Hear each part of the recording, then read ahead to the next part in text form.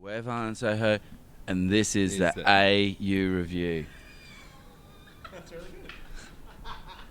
We've been doing, heaps of shows and touring. Like, we definitely took our time writing it, though, because it just took a while to find our feet and, work out the direction we wanted to go.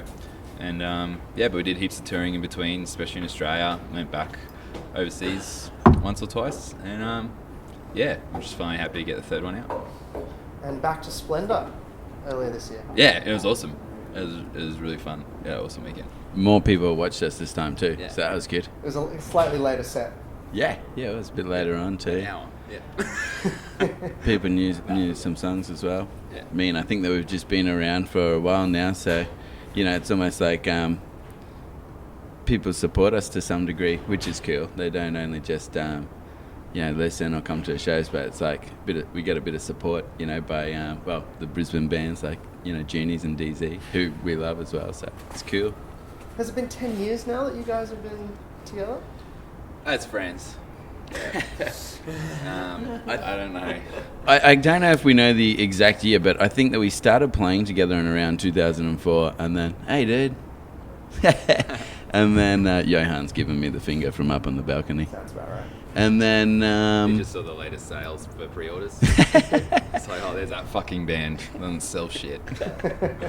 and then... I don't know, what were we even talking about?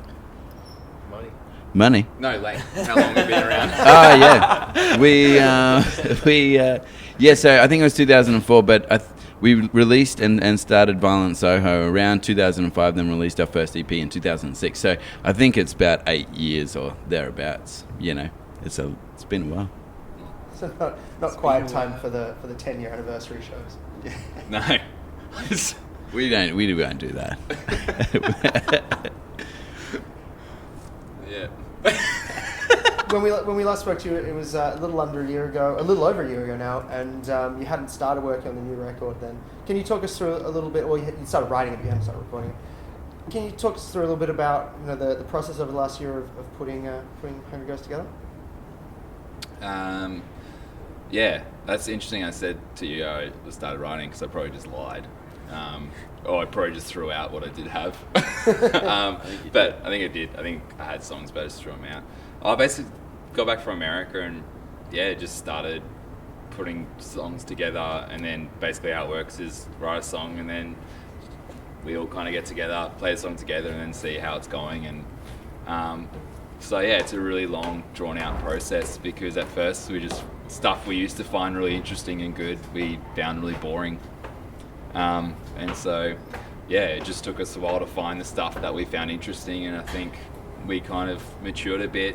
Our influences, list grew from here to here, and plus all the touring together, I don't know, we just probably became better musicians, so we wanted to make more layered and interesting and unique sounds and experiment a bit more.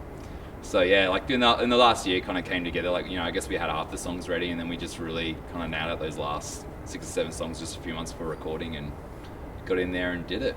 Where'd you record? A place called The Shed in Brisbane.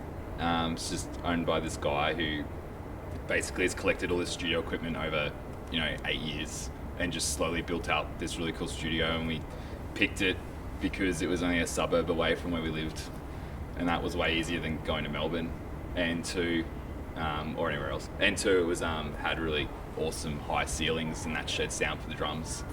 So And saying that we sort of missed with the last recording, which was still exciting at the time, but was we're pretty Brisbane influenced in a way, or certainly by the bands that came before us and the scene growing up from it. So we really wanted to do everything pretty Brisbane. So recorded in Brisbane, Brisbane producer, Brisbane engineer. The preamps in the studio were hand built by a dude in Brisbane, and so it was a bit about that as well. And I think that definitely comes through on the album, which we may have missed out on last time. So that's what we're stoked about as well. Still pretty simple stuff, but And the last record was sort of an extension, from memory, it was an extension of the first record almost. So this was kind of your first chance, well, not your first chance, but a great chance to really just make a record from start scratch. to finish. Yeah, exactly. two sides on a vinyl. I mean, did you think about the vinyl when you were putting the track listing together at all? That seems to be a popular thing at the moment. Bands are finally doing that again. We probably should have put more thought into that. I mean, we put the song together in the way that we like it, but I mean, we all have record collections, and it's a big thing for us. Our last album was, released on vinyl, and our 7 inches and stuff. So we're pretty into that sort of thing. So we. I haven't heard it yet on vinyl. I don't think it's. I think test pressing came yesterday or something. So pretty keen to hear it on that though. That might have been what that was about. Yeah. I don't know if that's good then. It is. Oh yeah, that's how people compliment each other in the music industry. How have the show? Have you done any of the intimate shows yet? Did you have the one? Was it early this week, or are they? It's the first one. Yeah, first one tonight in Melbourne tomorrow, and Crowbar and Brisbane Friday night. So yeah. Well, the next couple of shows are going to give you a good chance to road test some of the new songs. I guess that's the idea of the more intimate shows. People aren't going to be going, play all your old songs. Yeah, pretty much. Yeah. But I hope they go well, because we can't really take it back now. So. And what's the rest of the year holding for you guys? But basically, so the album's coming out in, is it 3 weeks? And then, so we're going to do, actually really looking forward to All Ages show at Tim's on the day it comes out up in Brisbane. It's going to be awesome.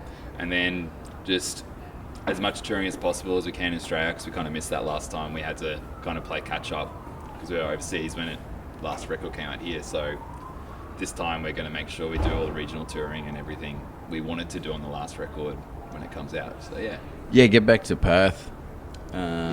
Places like that. We haven't been to Tasmania in a while as well, since when was the Jebediah tour actually? But anyway, our own show, so we're doing that sort of stuff, which we're stoked about, It's been ages, so that'll be good.